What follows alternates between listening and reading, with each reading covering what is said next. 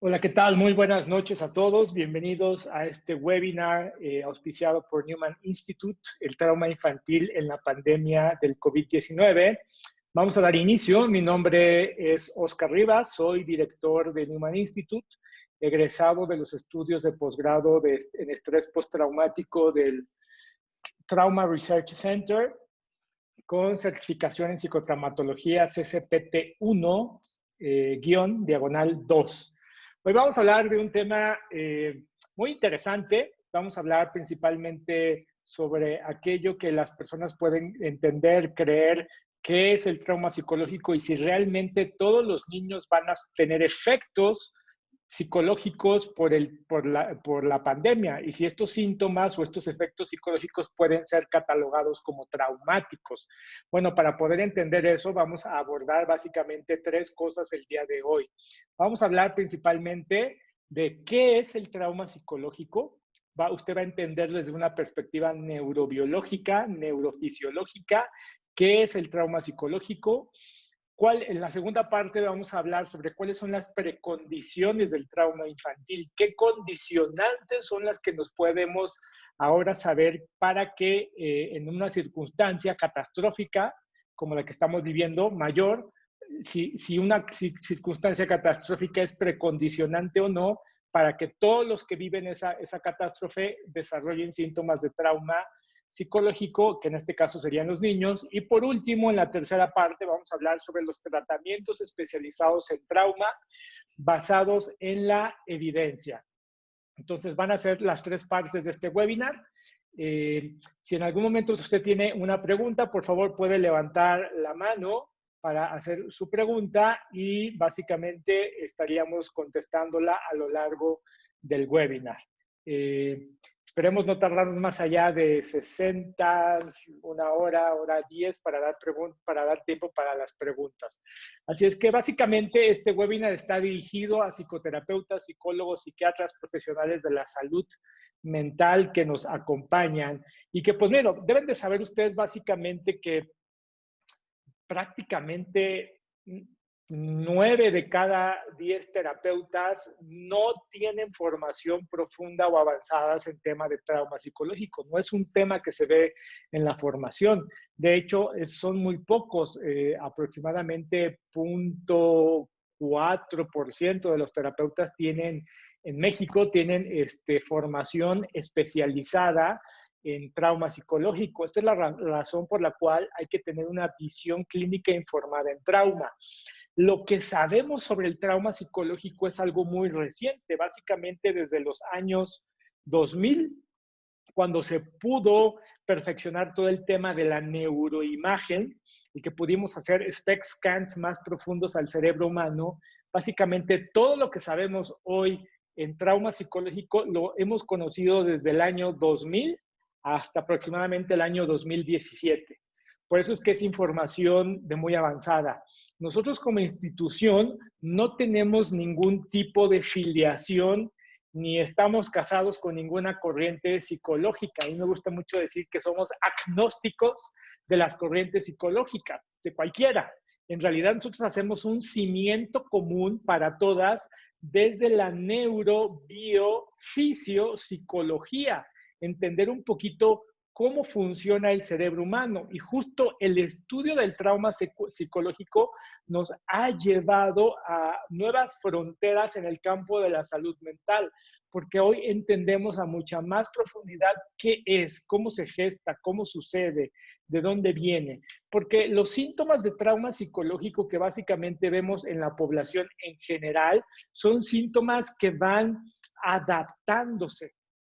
El trauma psicológico va sufriendo una compleja adaptación que puede comenzar por perder periodos cortos de atención, empezar con insomnios, después una disregulación del sistema nervioso, lo que la gente verbaliza como ansiedad. La ansiedad no es un sentimiento, la ansiedad es una respuesta fisiológica. el trauma, hoy sabemos que el daño más grave del trauma psicológico no está en el cerebro, está en el cuerpo de la persona. El trauma vive en el cuerpo y es una desadaptación más profunda del sistema nervioso, en el que cuando va ahondándose vamos a empezar a ver desesperanza, vamos a empezar a ver vergüenza tóxica, pesadillas, hipervigilancia, persona que tiene mucho miedo a lo que está pasando, estar encerrados, desconfianza crónica, dolores crónicos, desórdenes alimenticios, ideaciones suicidas, relaciones conflictivas, falta aislamiento, adicciones para intentar aliviar. Todo esto ha sido una adaptación que ha comenzado a veces solo por un evento que en la vida o en el cerebro de la persona comienza a generar todo ese desajuste. Falta de coordinación corporal, depresión, irritabilidad, pérdida de interés, disociación completa, como una persona que vive en un completo entumecimiento de su vida. Esta complejidad de sintomatología muchas veces es la que en algunos casos se ve de manera disociada, fragmentada, ¿no? Es cuando podemos inclusive a personas diagnosticarlas con trastorno límite de la personalidad, con trastornos de depresión, con trastornos de sueño, con trastornos de hiperactividad, con trastornos de déficit de atención, o con problemas adictivos o con problemas de desórdenes alimenticios. Pero en general solamente hemos estado observando como la punta del iceberg. Si uno va a mayor profundidad, casi siempre lo que vamos a encontrar es un evento traumático. ¿Y qué determina que algo sea un evento traumático o no? ¿Qué es el trauma psicológico? Bueno, para entender esto vamos a tener que entender cómo funciona el cerebro. Y vamos a entenderlo desde la teoría de MacLean que se llama el cerebro triunitario. Y el cerebro triunitario nos dice que el cerebro humano no es más que la compleja evolución de tres diferentes fases.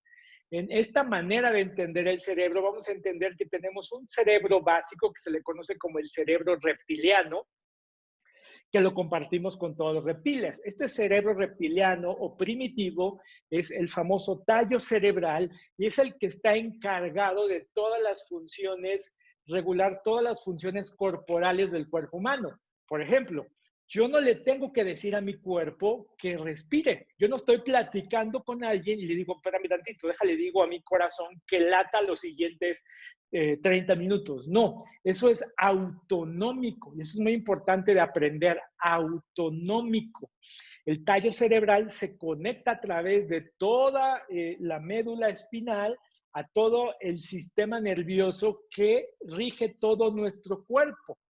Por eso es que esta es una función autonómica, no tenemos que decirle. Por eso es que también muchas de las sintomatologías que va a estar asociado con el trauma va a ser una sintomatología autonómica. De alguna manera se dispara de manera autónoma. No tiene nada que ver, y ahorita vamos a entender por qué, otras áreas de nuestro cerebro. Después tenemos una área que se le conoce como el sistema límbico. El sistema límbico también se le conoce como el cerebro mamífero. El cerebro mamífero que compartimos con todos los mamíferos es lo que se le conoce tradicionalmente como el cerebro emocional o cerebro secundario.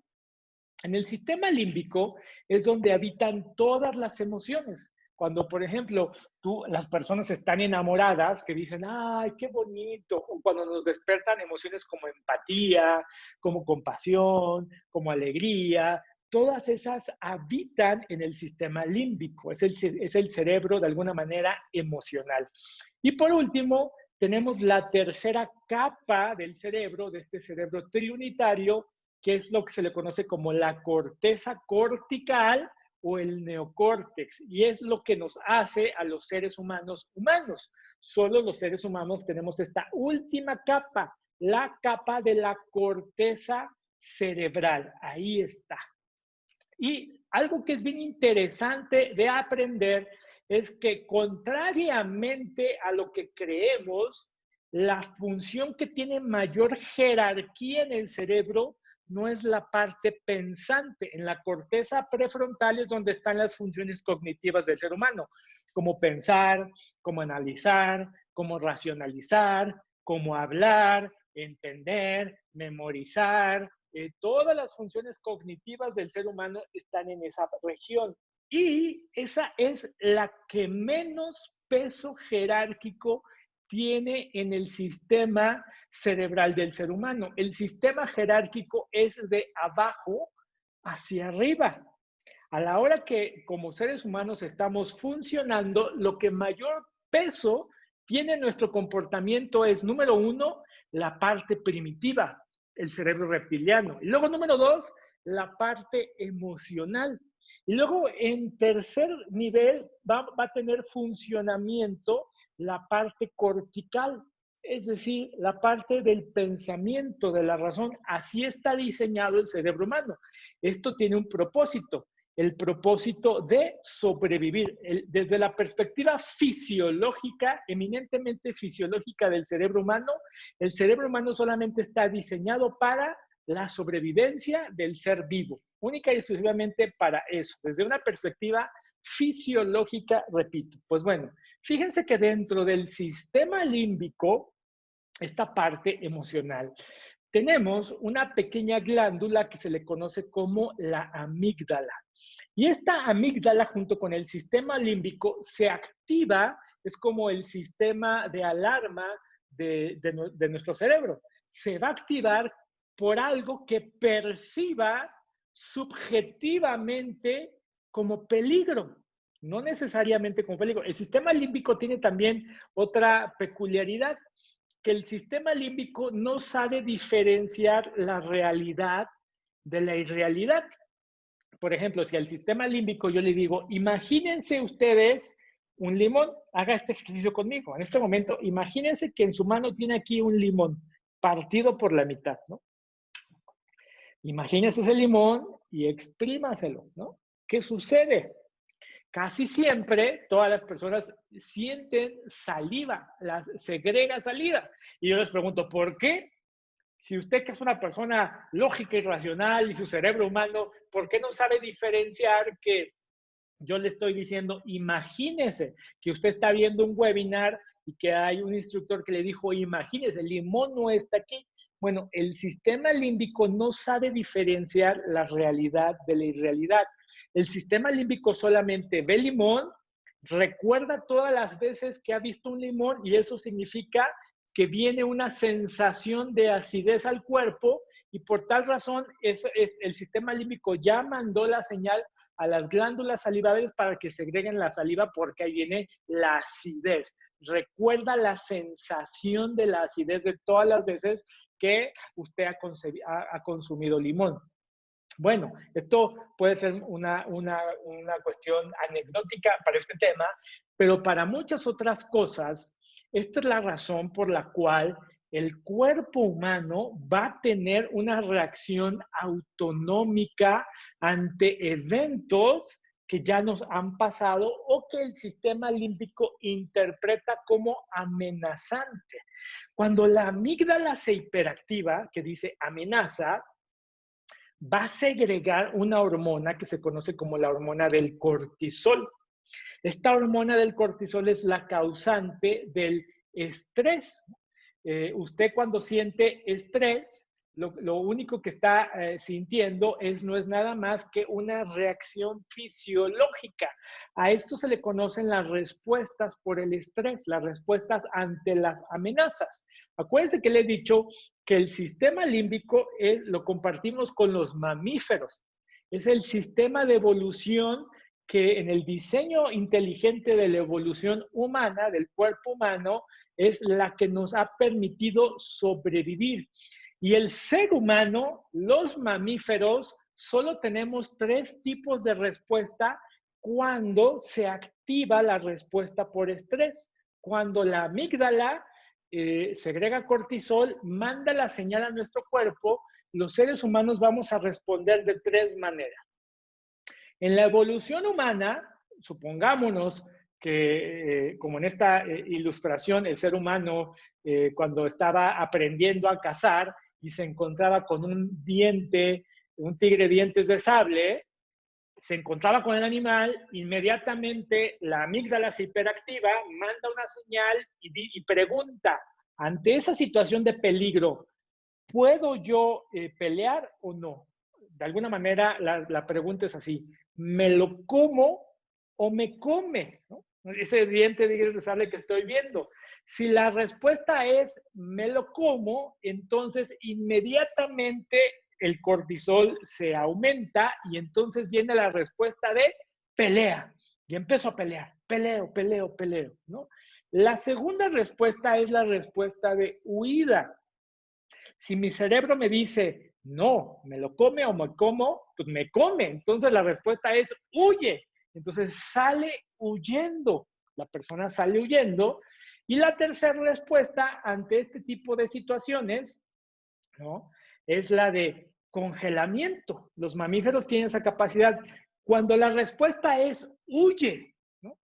Eso que tienes delante de ti es demasiado amenazante y tu vida está en riesgo, entonces la respuesta va a ser huye, pero si es demasiado tarde porque el animal ya está muy cerca de ti, entonces la respuesta es de congelamiento. Muchos depredadores, cuando se acercan a su presa, por ejemplo, pasa en los impala, en las suricatas, los impala o las suricatas, cuando ven la presa y encima de ellos se hacen los muertos.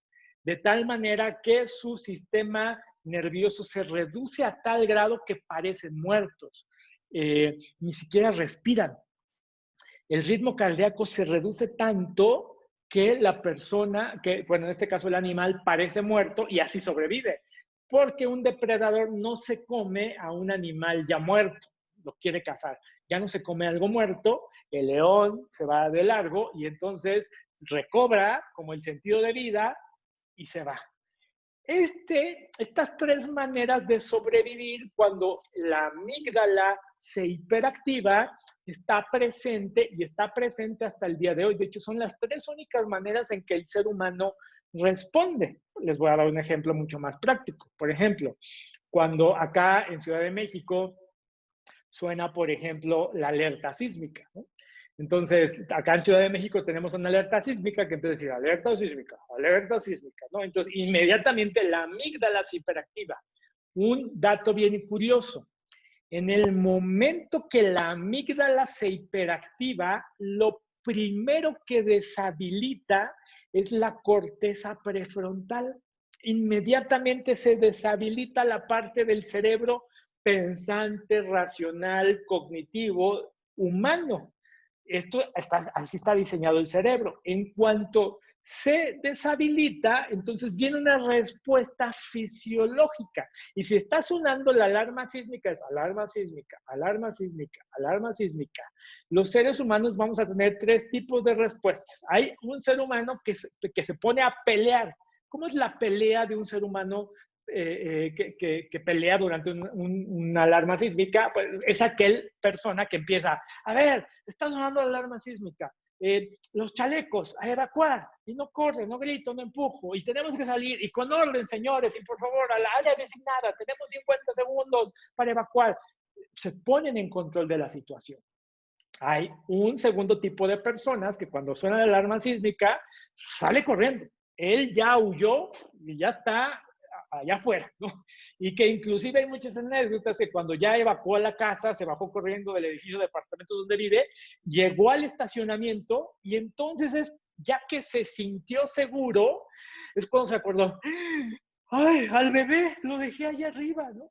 Ay, mi mamá, ay, mi esposo, ay, mis hijos se quedaron allá, ¿no? Hasta que la persona se siente seguro, es que la corteza prefrontal, la parte del cerebro humano, vuelve a conectar y entonces cuando, caray, ¿no? Se me olvidó, ¿no? Dejé a alguien más. Y hay una tercera respuesta, la respuesta de congelamiento, aquellas personas que sucede la alarma sísmica y se queda congelada. Y no sabe qué hacer. Y el que está peleando, evacuando, le dice, oye, apúrate, jálate, vámonos para acá, hay que evacuar. Y él sigue congelado. Hay personas que se quedan congeladas y no pueden reaccionar. ese tipo de respuestas son respuestas ante el estrés y son las respuestas instintivas que todos tenemos, ¿no? Hoy, inclusive, en este periodo que estamos viviendo como humanidad, en esta pandemia, yo veo claramente este tipo de respuestas. Hoy vemos, ha visto usted los videos que ahora circulan en Twitter y de estos ladies y lords que, pues que han salido y que han surgido y que más o menos algunos nos diviertan, algunos nos da pena ajena, pero básicamente es lo mismo. Son tres reacciones que, por ejemplo, cuando se activa, porque la persona se siente en peligro, en desventaja por algo tan sencillo como es, póngase el cubrebocas, ¿no? Hay personas que le dicen, póngase el cubrebocas y se ponen a pelear. ¿Cómo tú me dices que tengo que el cubrebocas y que no sé qué, que no sé qué? Pelea ante el otro, ¿no? Porque necesita ir al súper y se le olvidó el cubrebocas, porque no le gusta, porque tiene que comprar una pizza y él sale de sí. Tiene estas reacciones que la gente no entiende y que justo, no lo justificamos, pero sí entendemos que la corteza prefrontal está desconectada, es lo primero que se inhibe. Hay personas que en esta pandemia han huido, ¿no? Que yo conozco mucha gente que inclusive cuando empezó la pandemia se fue de la ciudad, de las grandes ciudades, se fueron a un pueblo más tranquilo con la familia porque salieron huyendo. Fue la respuesta instintiva de sobrevivimiento y hay mucha gente que ahorita está congelada en su casa, no quiere salir, nomás no se asoma ni a la ventana, ¿no? Con esta respuesta. Y digámosle lo que le digamos, parece ser que nada le ayuda y tiene mucho sentido. Y este ha sido el problema. Ahora, estas son respuestas de alguna manera normales que se esperan ante el ser humano. Pero, ¿qué sucede cuando la situación, cuando todos tenemos esta situación, que todos en algún momento hemos reaccionado de esta manera, porque todos nos hemos enfrentado a situaciones amenazantes, sentimos este impulso de pelear, de huir o congelarnos, y después debemos de regresar a nuestro estadio normal. El ser humano tiene una zona que se le conoce como la zona de la tolerancia, en la que quizás me enojo porque tengo que ir al súper y se me olvidó el cubrebocas y me hiperactivo, es decir, me salgo de mi zona de tolerancia y puedo gritarle, oiga, pero es que necesito comprar, ¿cómo me pide el cubrebocas? Usted no sabe quién soy yo y no sé qué. Y bueno, ya después regreso, cuando regreso a mi zona de tolerancia normal, de alguna manera, digo, ay, qué bruto soy, ¿cómo olvidé esto? Y regreso a esta zona de estabilidad o de activación. De alguna manera es la zona en la que todos toleramos el estrés. O cuando se hipoactiva la persona es cuando está triste, deprimido en su casa, porque, ay, no, quién sabe hasta cuándo va a acabar la pandemia, ya me deprimí porque ya no voy a ver a mis amigos, no puedo salir a la calle, y es un día o dos o una hora o un momento y regreso. Pero hay ciertos tipos de personas que cuando viven algo difícil, algo demasiado perturbador, esa situación demasiado perturbadora hace que la persona o se hiperactive demasiado o se hipoactive demasiado y ya no puede regresar a su zona de tolerancia, ya no puede regresar por algo que vamos a ver un poquito más adelante. O si lo trasladamos a una situación general, por ejemplo, un día que tengo un choque, un día que tengo un accidente o que me pasó algo muy difícil, entonces cuando choco, la sensación de ante la pérdida, de que voy a perder quizás la vida, la amenaza de mi vida, hace que mi cuerpo quiera huir, pero no puedo huir porque voy dentro de un coche y no puedo salir y no me queda más que colapsarme y congelarme. Viene el choque, gracias a Dios no le pasa nada a esa persona y está en ese shock y en ese shock que inclusive me mantiene la persona hiperactivada y no puedo regresar de, oye, tranquilízate, eso ya pasó y el cuerpo sigue hiperactivado. Acuérdense que la corteza prefrontal no está funcionando y después pasa un día, pasa otro día, pasa otro día, pasa otro día, pasan semanas, pasan meses y la persona sigue con la ansiedad. La ansiedad, acuérdense que es la respuesta fisiológica porque la persona ya salió de su zona de tolerancia y se hiperactivó. Entonces, esa sensación de reactividad emocional. ¿Qué es lo que sucede en el caso del trauma psicológico? El trauma viene a ser como un desencadenante interior en el que la persona no puede regresar a su zona de tolerancia, que inclusive hay personas que chocaron hace 10 años y todavía hasta la fecha, cuando va en el coche, la persona va así, ay, no, desacelera, desacelera. Lo que está pasando, que la amígdala, al no saber diferenciar la realidad de la irrealidad, entonces, la amígdala va en el coche, inmediatamente veo, y la amígdala ya desencadenó, ya desentonó, ¿no?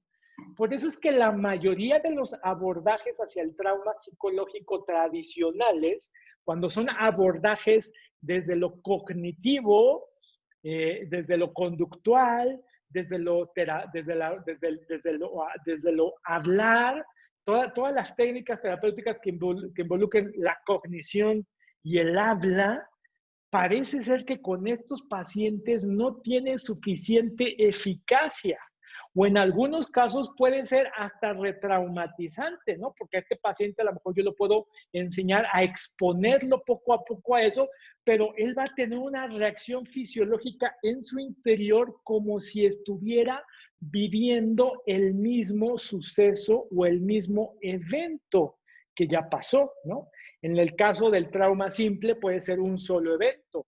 En el caso de las personas que tienen trauma complejo, pues comienza a ser, el trauma complejo, a diferencia del trauma simple, es un evento que sucedió repetitivamente durante un periodo de tiempo prolongado. Por ejemplo, personas que sufrieron abuso o maltrato toda su infancia.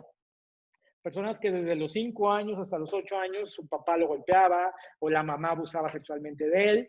Y entonces se repetía y entonces, ¿qué sucede? Que comienza a haber un desajuste en el tiempo, pero ya es una respuesta de la amígdala que se va a activar ante situaciones o circunstancias actuales, pero por algo que tiene que ver en el del pasado, algo que le pasó. Y va a venir esta respuesta fisiológica que va a llevar a la persona a pelear, por eso la persona está como irritable, de malas, a congelarse, está deprimida, no puede hacer nada, o está huyendo con paranoia, y huye y evita y no quiere hacer absolutamente nada. Por eso, la definición más actualizada sobre el tema del trauma es que el trauma no es nada más que el recuerdo de un evento que quedó almacenado de manera disfuncional en las neuroredes de memoria. Ese recuerdo que no se pudo procesar en las noches cuando estamos durmiendo. Nuestro cerebro lo que hace con la famosa fase REM del sueño, cuando estamos durmiendo, con el movimiento ocular de los ojos, REM, de ahí viene la palabra REM, Rapid Eye Movement, movimientos oculares rápidos, lo que están haciendo nuestros ojos en la noche cuando estamos soñando no es más que estimular el lado izquierdo y el lado derecho del cerebro para que lo que hemos vivido ese día se procese. ¿Qué significa eso?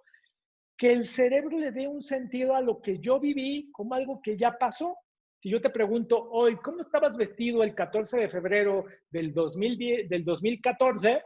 Pues muy poca gente va a poder decir, ¿no? O casi nadie, porque esa información ya está procesada, ¿no? ¿Ya? O si yo te digo, oye, si el 14 de febrero te dejaron plantado, ¿qué sientes sobre el 14 de febrero que te dejaron plantado? Ay, pues ya pasó, o sea, pues sí, me dejó plantado, o fue una mala noche, o sí, me pasó algo, pero ya pasó. Esa sensación de ya pasó y que ya no provoca nada fisiológico es porque esa información ya está procesada por el cerebro. Por eso hay personas que cuando el cerebro está haciendo su procesamiento en la noche, la carga emocional del choque, de la sensación de estar encerrados, del accidente, es tan fuerte que la persona se despierta. Se despierta con esa sensación, ¿no? Y entonces, como se despierta y se interrumpe, el procesamiento natural, normal del cerebro es que la persona esa información no la tiene procesada, sino que se almacena de manera disfuncional en las neuroredes de memoria. Lo que va a significar es que esa imagen Si yo le pregunto a esa misma persona que no se acuerda cómo estaba vestida el 14 de febrero del 2013 o del 2014, le pregunto, oye, ¿cómo estabas vestida el día que chocaste? Me acuerdo perfectamente que llevaba mi gabardina roja, me acuerdo perfectamente los zapatos que llevaba ese día. Se acuerda perfectamente porque la información, estos famosos flashbacks que tenemos frecuentemente, no son más que memorias que no han sido procesadas adecuadamente a la hora que el cerebro las pudo hacer. Y por eso son memorias que se activan y que nuestro cuerpo va a tener una respuesta fisiológica como si estuviera sucediendo. Pues bueno, poniéndolo eso en contexto de lo que estamos hablando hoy, porque este tema es fascinante y podríamos hablar muchas cosas sobre esto, en el tema, los niños van a desarrollar trauma psicológico por lo que estamos viviendo. La pregunta sería, la sensación de estar encerrados, la sensación de perder lo que hayamos perdido en la vida diaria, la rutina diaria que se perdió, la sensación de impotencia de combatir un enemigo que es invisible y tener la ansiedad de que a lo mejor me puedo contagiar de COVID-19, eso va a generar trauma en las personas. La respuesta a eso es, no lo sabemos. Y no lo vamos a saber por qué, pero sí podemos predecir en algunas maneras o sí podemos prevenir de alguna manera que una persona pueda tener este trauma. ¿Cuáles son las precondiciones del trauma? ¿No? Siempre se ha preguntado, esta es una pregunta que los que estudiamos psicotraumatología en la escuela, en las facultades, nos hacen mucho, es, ¿qué genera trauma para un niño? Imagínate un niño que está en medio de una guerra, ¿no? No sé, la guerra de Afganistán, la de Irak, la que tú quieres, y ve bombas caer a su alrededor, eso va a ser un evento traumático para él, o un niño que está solo en su casa, en Ciudad de México, que tiene su iPad, que no le falta nada, y que un día le pasa algo menor, como, no sé, que se cae, que le hacen bullying, que le quitan su juguete favorito, sus compañeritos de la escuela y no tiene con quién hablarlo. ¿Qué será más traumático, no? La gente pues pensaría que el tema de la guerra. Pues hoy sabemos que no necesariamente. Hoy sí podemos decirlo con contundencia. Uno de los casos que se estudia en el Trauma Research Center es el caso de este niño que se llama Nolan. Nolan, en esa época tenía 6 años, a él le tocó vivir la tragedia de ver cómo se caían las Torres Gemelas en el año 2001, ¿no? Él iba al kinder en su escuela, estaba en una contraesquina de una de las torres del World Trade Center. Su papá acompañó a Nolan ese día a dejarlo a la escuela cuando comenzó toda esa tragedia que chocaron los aviones, se empezaron a evacuar y por protocolo y por seguridad, todas las personas que estaban en ese momento se quedaron resguardadas. Prácticamente Nolan vio caer las Torres Gemelas, la sensación, todo lo que vivió, pero como él estaba acompañado de su papá, él se hizo un seguimiento psicológico de él hasta que él cumplió 21 años y en ninguno de estos periodos él desarrolló sintomatología de estrés postraumático, a pesar de haber estado literal en el centro, en el epicentro de esta tragedia. Pasó algo muy similar también con los niños ingleses de la Segunda Guerra Mundial. Cuando comenzó la Segunda Guerra Mundial, sucedió un fenómeno. Aquí vamos a ver algunas fotos de que muchos niños ingleses fueron evacuados de Gran Bretaña, algunos fueron llevados a Estados Unidos y otros fueron llevados a España y estuvieron viviendo protegidos, se generó todo un gran movimiento para sacar a todos los niños. Y hubo otro grupo de niños, se fueron solo los niños, los papás se quedaron en Reino Unido y hubo otro segundo grupo de niños que se quedaron en Reino Unido junto con sus papás. Pues bueno, se hizo un estudio de seguimiento de estos niños para saber quiénes de ellos desarrollaban estrés postraumático y los hallazgos fueron sorprendentes, porque los niños que se fueron a la seguridad de Estados Unidos, donde no hubo un solo bombardeo, como estuvieron separados de sus papás, desarrollaron síntomas de estrés postraumático. Y los niños que se quedaron en Londres y vieron bombardeos y vieron los escombros de muchas ciudades y casas derrumbadas por las bombas, como estaban con su papá, con sus papás o con sus cuidadores, no desarrollaron sintomatología de estrés postraumático. Y este principio, aplicado a lo que estamos viviendo hoy como humanidad, va a ser muy real. Aquellas personas, aquellos niños que mantengan una conexión, la palabra clave no es estar físicamente con los papás, la palabra clave es conexión.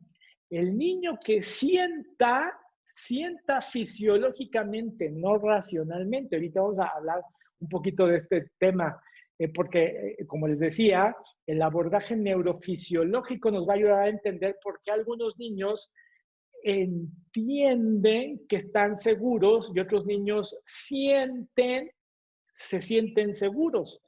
Y los niños que están con sus cuidadores, pero con una situación caótica en la que por alguna circunstancia los cuidadores no conectan emocionalmente con el niño, aunque les provean todo, aunque les den comida, aunque les den todo lo que tengan que proveer esos niños, quizás estos segundos niños puedan ser los que sí puedan desarrollar sintomatología traumática. ¿Cómo los niños entonces procesan el trauma? Pues va a depender de la calidad del apego en sus relaciones con sus cuidadores. Este es el más grande predictor si un niño va a desarrollar trauma o no, no el suceso en sí mismo. Y mucha gente me pregunta, oye, pero ¿qué tal que al niño le pasa algo terrible, ¿no? Como un sismo, como un accidente, como Dios no lo quiera, una situación grave, como un abuso, una violencia física o sexual? Bueno, hoy también sabemos eso, que los niños que tenían una calidad de apego muy fuerte con sus cuidadores son niños que van a tener una capacidad mucho más alta de sobreponerse a ese evento traumático. Contra los niños que tienen una calidad de apego muy deficiente con sus cuidadores y les pasa algo grave, algo traumático, estos segundos son los que van a tender a desarrollar sintomatología traumática. Con este factor certero de predictibilidad podemos ver que ahora durante la pandemia vamos a encontrarnos que los niños más susceptibles a desarrollar sintomatología traumática van a ser niños con cuidadores evitativos o desorganizados, ¿no? Para los que no conozcan mucho, no sepan de la teoría del apego, la teoría del apego nos habla de 4 tipos diferentes en los que los cuidadores van a producir apego, ¿no? Los niños con cuidadores evitativos son niños que como no confían, no se sienten seguros con sus cuidadores, los van a evitar. Es el niño que llega a la mamá y le dice, niña, ¿qué estás haciendo? Ven, salúdame. Y la niña ni la, como dicen los mexicanos, ni la pela, ¿no? Ni la voltea a ver, ella sigue leyendo su cuento, ella sigue en el iPad, tranquila, calladita, ¿no? Los cuidadores de niños con ya apego evitativo no lo ven como algo negativo, porque es que la niña solita se cuida, solita se hace de comer, la niña es como muy adulta, ¿no? Esta situación que tenemos de adultificar a los niños es muy negativo para los niños. Eso en realidad nos habla de mucha negligencia, en donde la niña ya evita las reacciones o el contacto con la papá o con el mamá, porque esa niña o ese niño ya ha aprendido que cuando buscaba a mamá o a papá o mamá o la evitaba. Los niños siempre van a buscar a mamá, mamá, papá, mira, esto, aquello. Y del tipo de respuesta que reciban, si reciben una respuesta empática, del papá de, wow, ¿qué pasó, hija? Dime, ¿no? O sea, ay, hija, hazte para allá, ahorita no me contestes, ¿no ves que estoy en el Zoom? ¿No? Entonces, ya a partir de ahí, una vez no pasa nada, pero cuando esto ya es repetitivo, repetitivo, repetitivo, los niños van a comenzar a ser evitativos. Los niños que tienen que buscar estrategias de ellos mismos para autoconsolarse, autocalmarse, que están inmersos en su propio mundo, son niños que van a ser muy vulnerables a desarrollar síntomas traumáticos en este periodo de encierro. Síntomas que van a ser síntomas muy sutiles, síntomas muy hipoactivos, como de ser callados, muy retraídos, muy autónomos, muy encerrados en sí mismos. El grupo más vulnerable que vamos a encontrar van a ser los niños con adultos con síntomas de trastorno de estrés postraumático. Ahora, lo más grave es que la mayoría de la población que tiene síntomas de estrés postraumático no están diagnosticados, ¿no?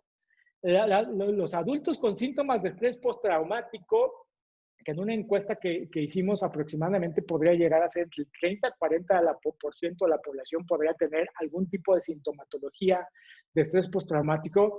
Gente que en el momento de la pandemia se mega abrumó y está súper enojado y grita y avienta cosas y no sabe qué decir. O sea, yo me pongo a pensar en los hijos de estas figuras que hemos visto en Twitter, en video, de esta gente que se exalta, que avienta cosas, que amenaza, que se desregula, que se sale de su zona de tolerancia. Eso para un niño es muy amenazante verlo así, que inclusive la mamá o el papá está en una hiperactivación de enojo.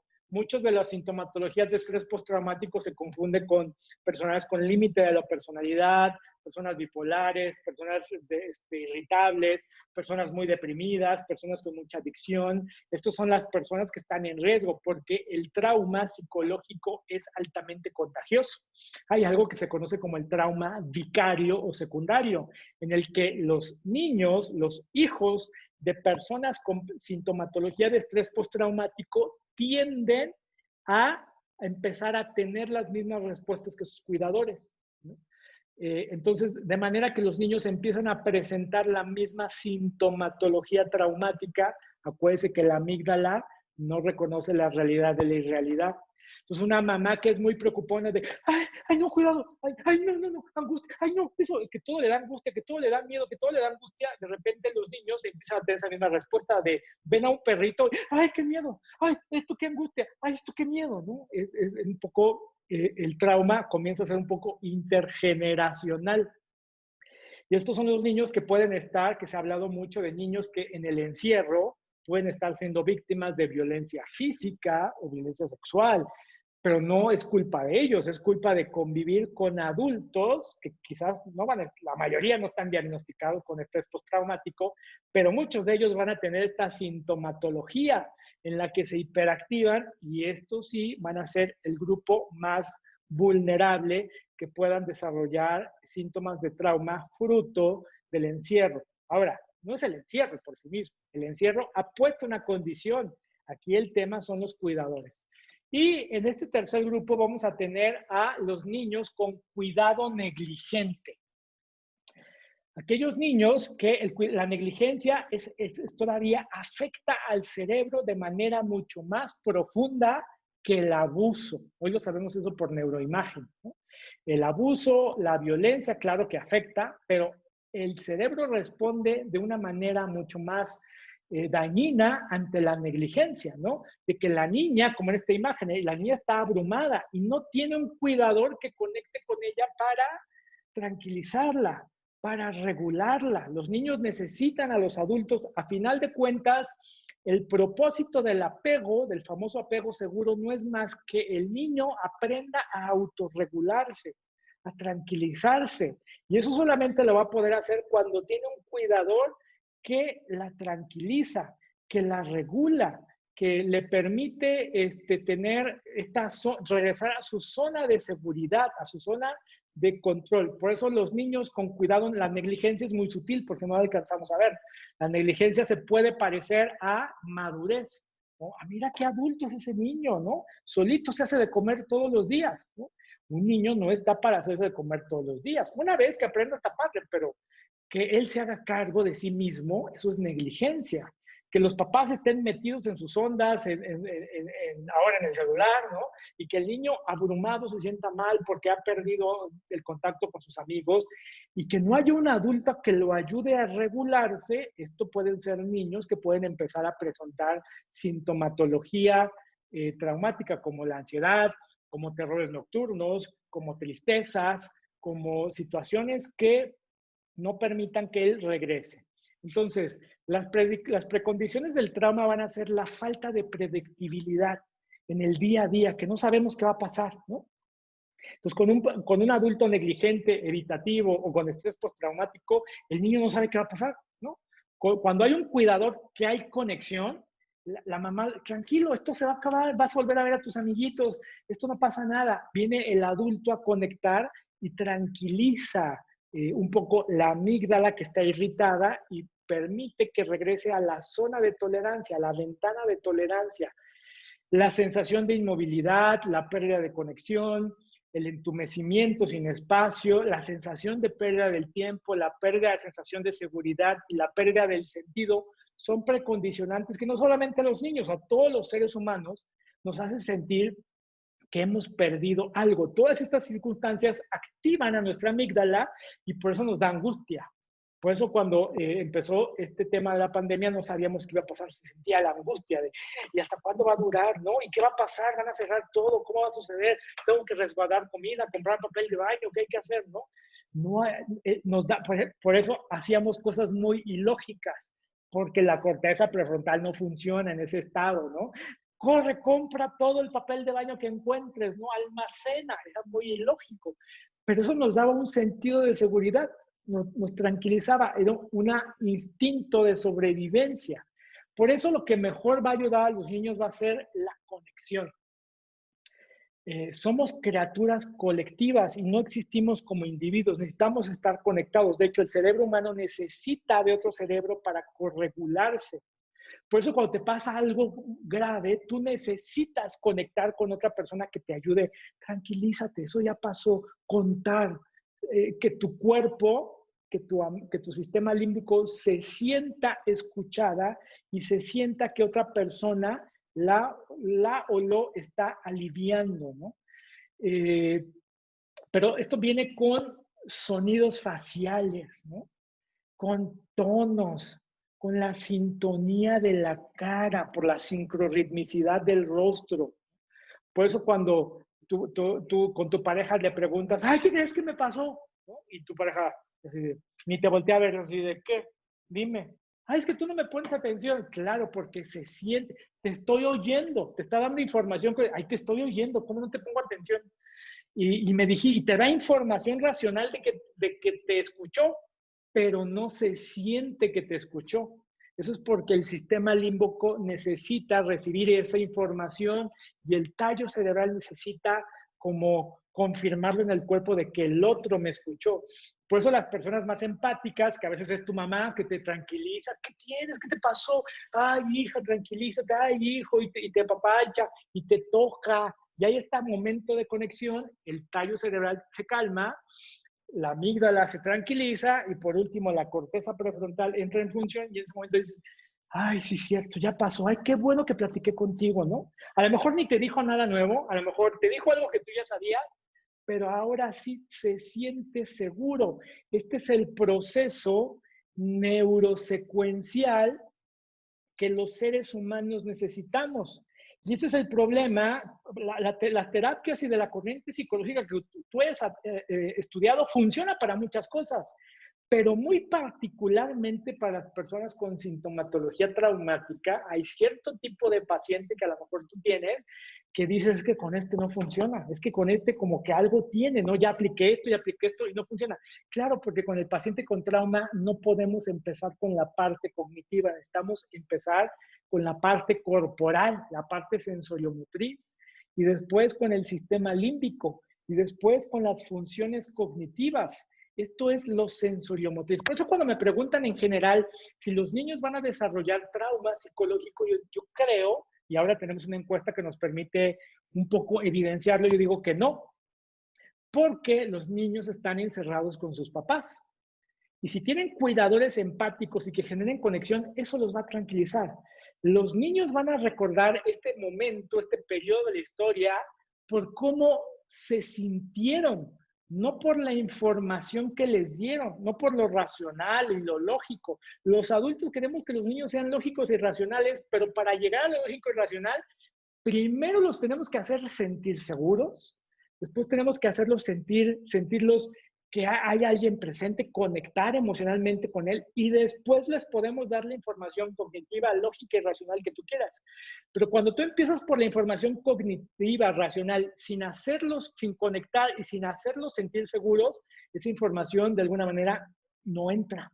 El niño sigue con su misma ansiedad. Fíjense, se hizo un estudio en Ciudad de México en donde los niños con síntomas de estrés continuado aproximadamente es el 38%, 30% con ansiedad, 37% con estrés, 38% con comportamiento difícil de manejar problemas, con problemas alimenticios. Estamos hablando de un 30%. A mí me hace mucho sentido porque encontramos que el 40% de los padres de familia están preocupados de su propia salud mental y que el estrés está afectado adversamente a sus hijos. O sea, si el 30-40% de los adultos tienen ansiedad, síntoma de estrés postraumático, evidentemente que tienen una imposibilidad neurológica de conectar con los niños. Y vean, a mí me asombró mucho la correlación, que el 30-40% de los niños está con esta sensación de ansiedad.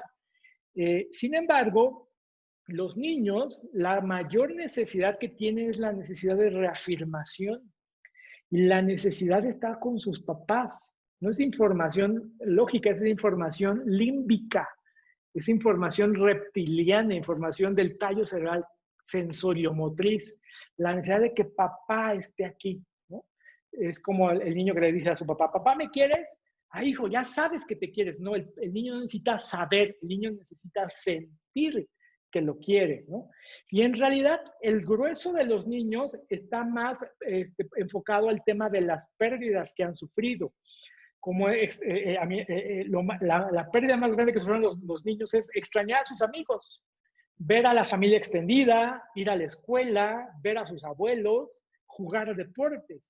Y si esta pérdida hay un adulto que conecta empáticamente con ellos y los tranquiliza, eso no va a ser generar trauma. Eso al contrario, muchos niños pueden recordar esta época como la mejor época de su vida. ¿Por qué? Porque es la primera vez en la historia que tienen a sus papás todo el día ahí, con ellos, ¿no?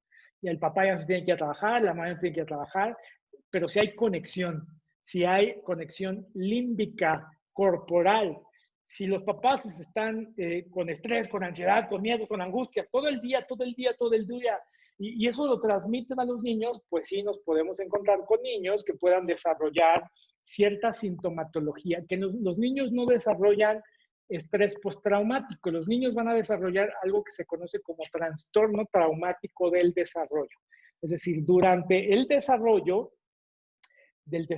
evolutivo normal del niño surge un trauma, un evento traumático, y eso va a llevar a que el niño desarrolle sintomatología de que no puede regularse, no puede tranquilizarse. Solito no puede autorregularse, ¿no? Está hiperactivado siempre o hipoactivado. Trastornos en el apego, ¿no? El niño va a estar evitativo, va a estar desorganizado, va a estar ambivalente, pero nunca va a tener una sensación de seguridad con los papás. Va a tener falta de atención, ¿no? Esta epidemia que hoy tenemos de niños con trastornos de hiperactividad y déficit de atención, se asombrarían. Yo estoy seguro que menos del 5% tiene que ver con cuestiones genéticas o de impases químicos cerebrales y más del 90% tienen que ver con que estos niños conviven con adultos muy ansiosos, muy evitativos, muy negligentes, escondidos, sutiles y que no hay un adulto que les ayude a autorregularse.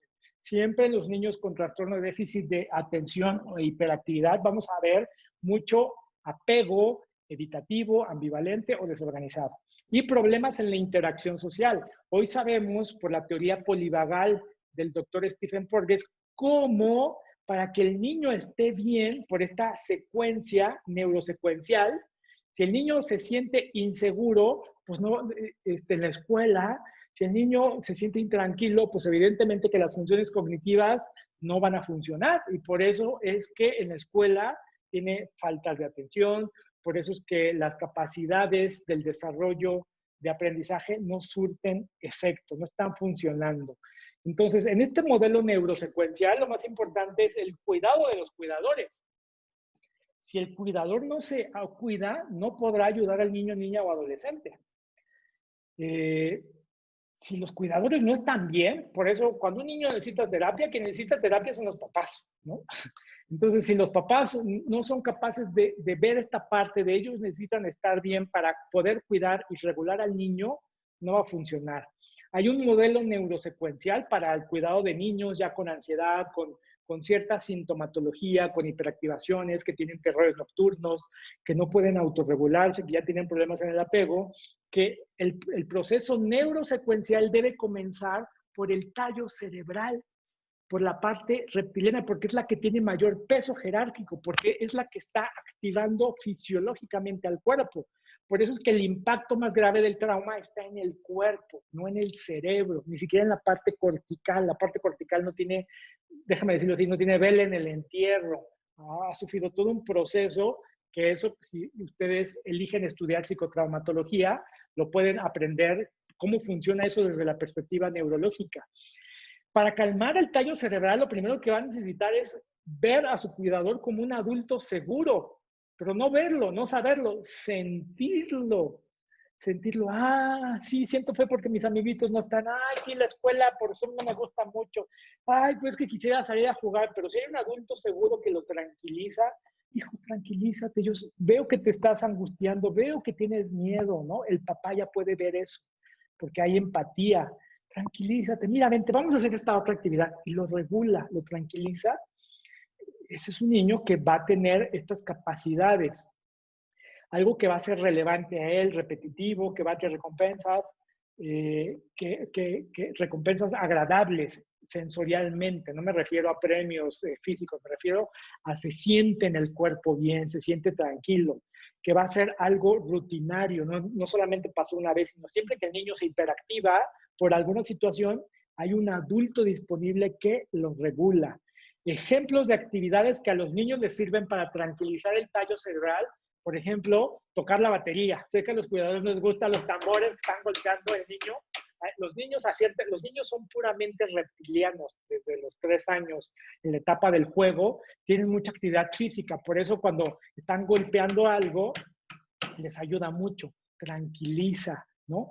El bailar, el brincar en un trampolín, el mecerse en una pelota gigante, ¿no? El caminar, el correr, el saltar, el hacer tapping, ¿no? Como vamos a hacer un juego y vamos a tocarnos desde los pies, todas tus piernas, hasta acá y hasta la cabeza. Y otra vez desde la cabeza, todo esto hasta abajo. Esto es un ejercicio de tapping que yo le propongo curiosamente, hágalo, tóquese así como tapping rápidamente, todo hasta arriba, luego así de regreso. Y note que siente su cuerpo. Va a ser una sensación muy diferente a la que quizás usted nunca ha estado acostumbrado. Esto, cuando las personas tienen mucha ansiedad, a veces ayuda a regular porque desactiva la actividad del tallo cerebral. El respirar rítmicamente, ¿no? Por eso a las mujeres les recomiendan eso, que están por dar a luz, porque eso ayuda a tolerar el umbral del dolor, que es una reacción del tallo cerebral. El cantar. Pero bueno, me estoy ya extendiendo mucho, no me voy a extender más.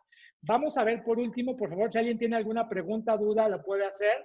Vamos a ver por último los modelos terapéuticos especializados en trauma basados en la evidencia, ¿no?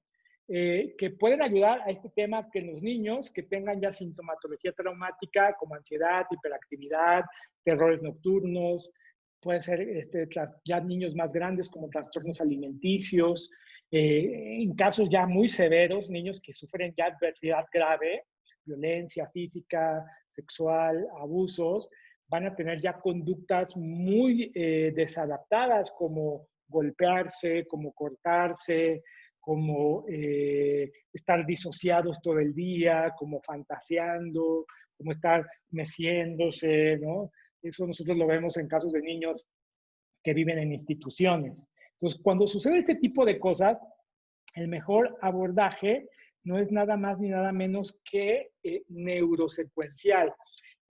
La OMS, la APA, las instituciones ya hoy han creado esta designación que es basada en la evidencia, es decir, tenemos evidencia científica de que este modelo terapéutico genera un cambio inclusive en la actividad cerebral.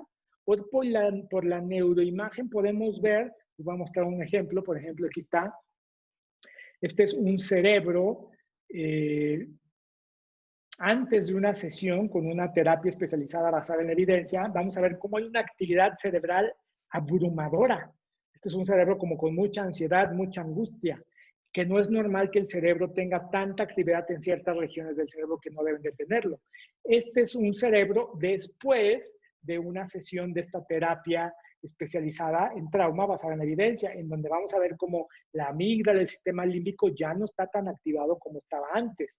Hay una evidencia de su eficacia, ¿no? Hay muchas terapias hoy que pueden decirse de nombre que es enfocada al trauma, que es diseñada al trauma, pero si no tiene la designación basada en la evidencia, pues es una hipótesis, no es una comprobación de que sea realmente eficaz. Y al día de hoy existen estas terapias que tienen designación basada en la evidencia. La más importante y la que es más reconocida a nivel mundial es el EMDR. El EMDR, que significa A-Movement Desensitization and Reprocessing, la desensitización y reprocesamiento de las memorias traumáticas a través del movimiento ocular.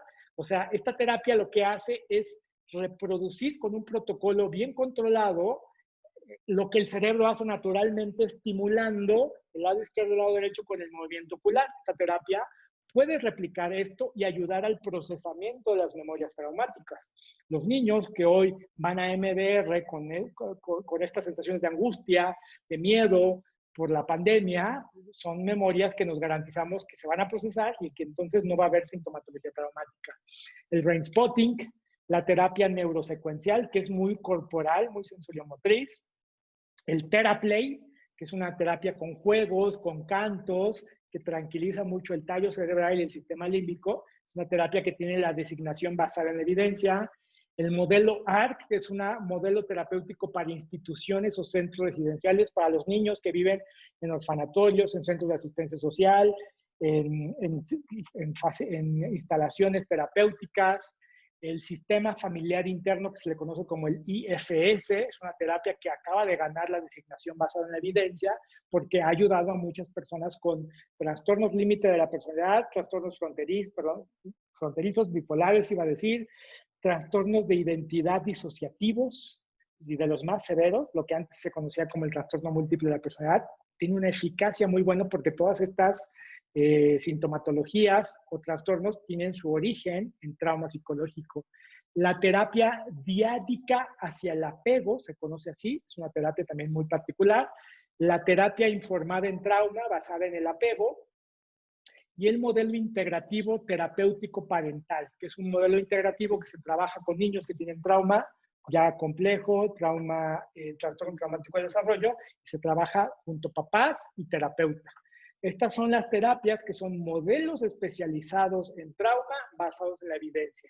Y hoy sabemos de una técnica nueva, que también ya muy probablemente va a tener esta designación, que se conoce la técnica Flash, que es una técnica que se ha estado empleando con personal sanitario que está en contacto con las personas que han sufrido de COVID o que por la pandemia han desarrollado mucha ansiedad, que se aplica también a papás, se puede aplicar de manera grupal.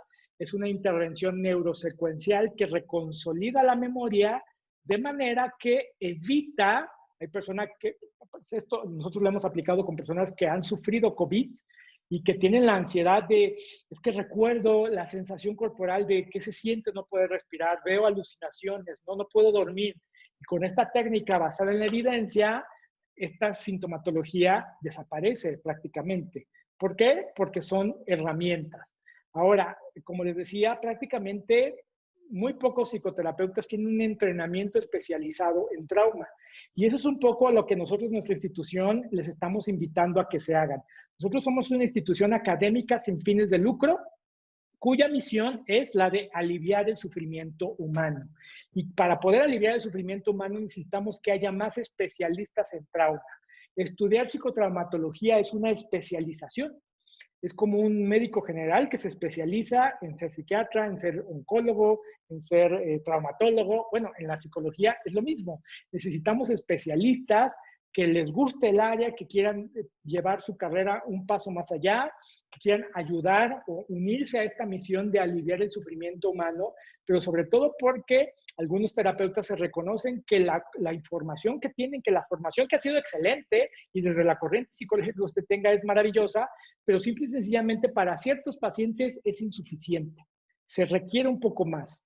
Y no se trata de, más bien se trata de aprender una herramienta. Estudiar psicotraumatología es aprender una herramienta terapéutica que junto con su enfoque clínico le va a dar una eficacia para ayudar a sus pacientes de una manera mucho más profunda. Es por eso que nosotros le invitamos a especializarse en psicotraumatología. La especialización en psicotraumatología son 3 niveles. El nivel 1 es la formación teórica, para que todo esto que yo le expliqué en menos de una hora, en realidad necesitamos mucho más tiempo para aprenderlo, pueda usted conocerlo de manera más profunda, entender cómo la neuroimagen hoy ha llevado a un nuevo avance en el campo de la salud mental.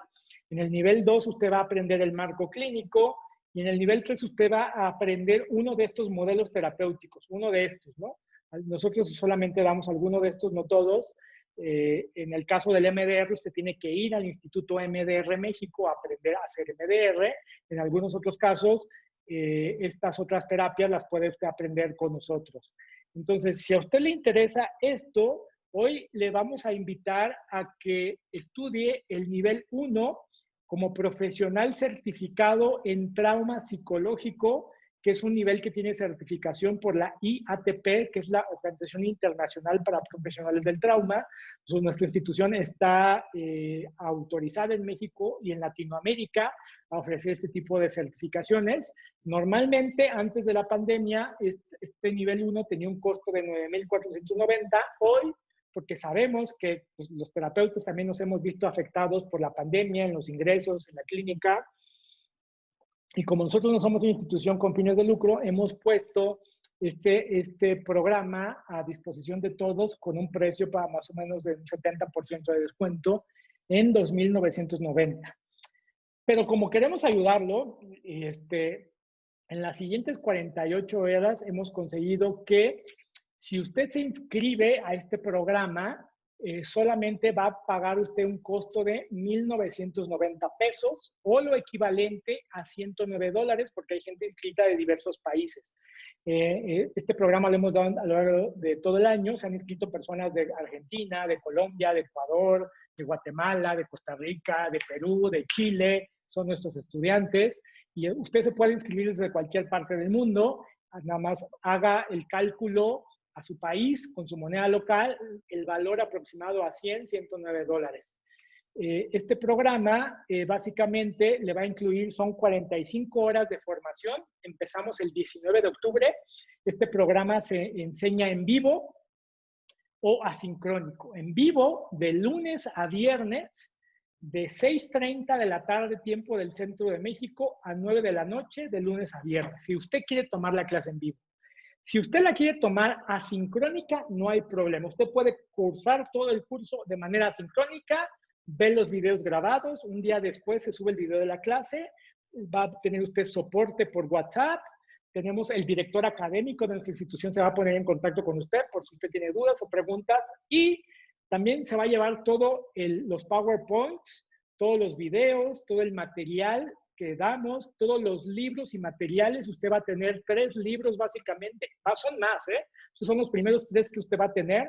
Un libro del Dr. Bessel van der Kolk que se llama El cuerpo lleva la cuenta, un libro sobre trauma infantil que se llama El chico a quien criaron como perro, del especialista más grande en trauma infantil, que es el Dr. Bruce Perry.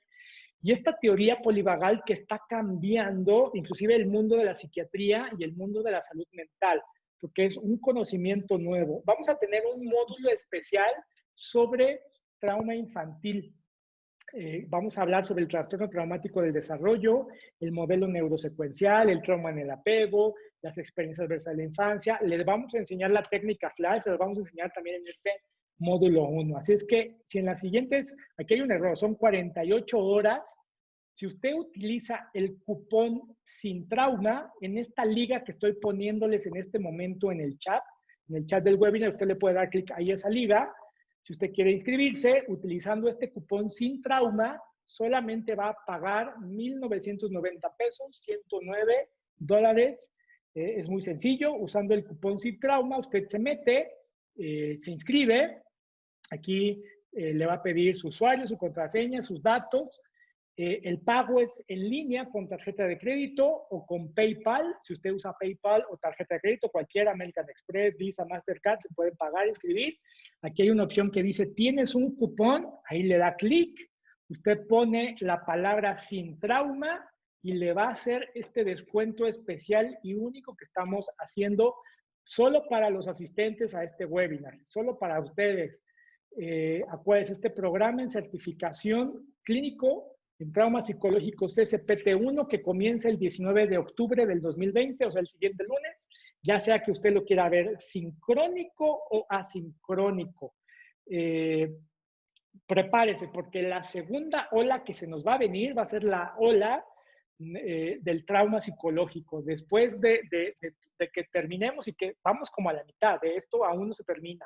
Usted puede utilizar, a mí me preguntan los terapeutas, ¿por qué especializarse en trauma psicológico? Bueno, porque hay que prepararnos, porque podemos aprovechar este tiempo. Si usted quiere incrementar sus ingresos en la clínica, haga la especialización, porque usted puede cobrar como especialista, como un psicoterapeuta especializado. Hay muy pocos en México.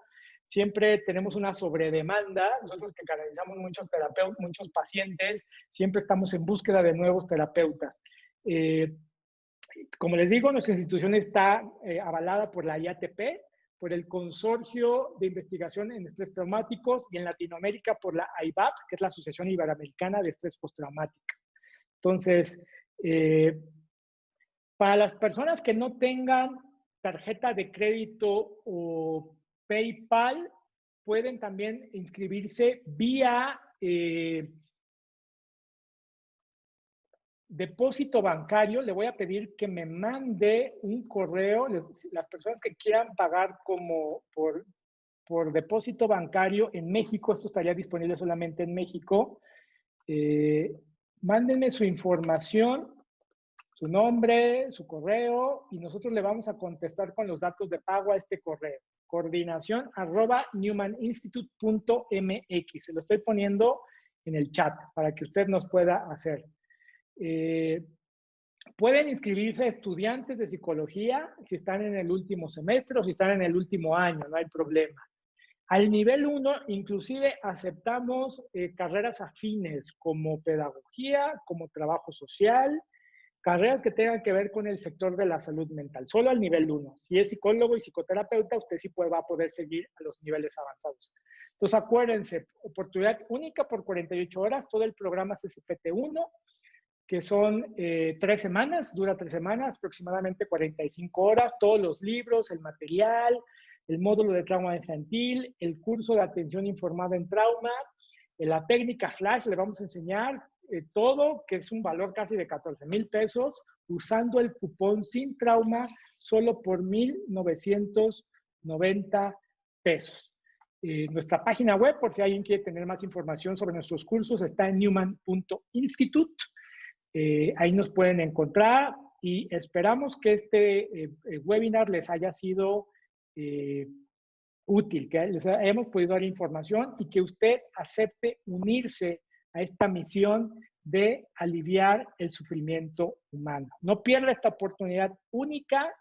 Que lo estamos haciendo solamente por este tema de la pandemia para ayudar a los psicoterapeutas, ayudar a que ustedes después ayuden a muchas personas que en este momento están sufriendo por los síntomas traumáticos. Acuérdense, utilice el cupón sin trauma y aproveche esta oportunidad y espero verlos en este programa que empezamos el lunes 19 de octubre. Les agradezco mucho y que tengan muy buena noche. Hasta luego.